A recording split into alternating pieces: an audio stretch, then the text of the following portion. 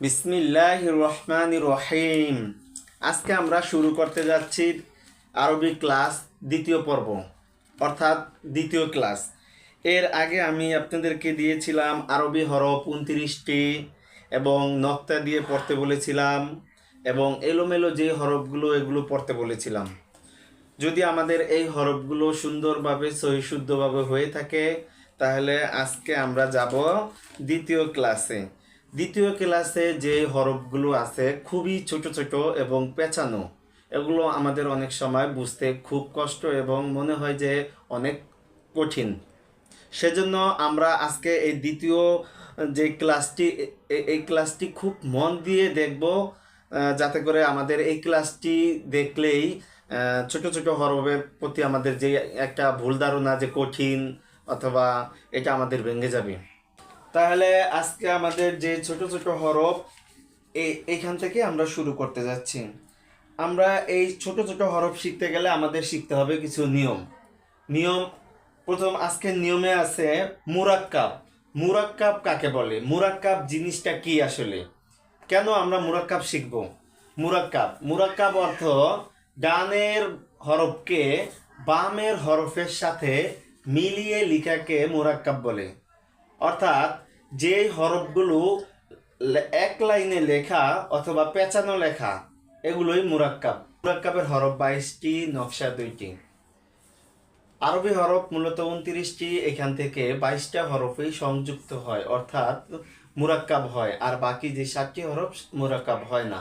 তাহলে আমরা এই 22টি হরফ শিখব এই 2টি নকশা দিয়ে। তাহলে প্রথমে আছে 1 নম্বর নকশা। এটাকে আমরা এক দাঁত ধরে নিব যে এটা এক দাঁত, এটা গোল মাথা, এটা 3 দাঁত, এটা সদের মাথা, এটা তো। আর 2 নম্বর নকশা এটা যদি ধরি তাহলে এটা যদি এক দাঁত হয় তাহলে এটা ধরবো উল্টো দাঁত, এটা নিচ দিকে, এটা নিচ দিকে আছে এই জন্য এটা ধরবো, এটাকে ধরবো আমরা উল্টো দাঁত, উল্টো দাঁত।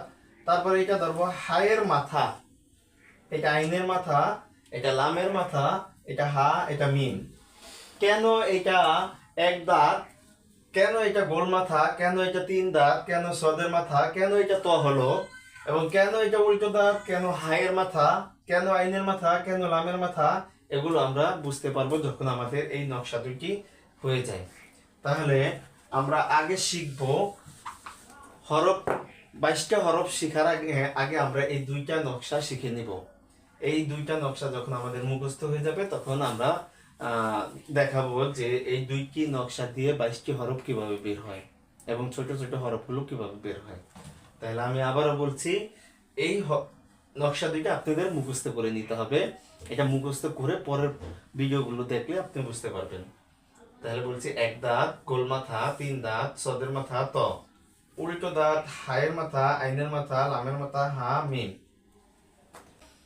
আমি সবসময় আপনাদের জন্য ইউটিউব, ফেসবুক এবং টিকটকে আরবি ক্লাসের ভিডিওগুলো দিয়ে থাকি।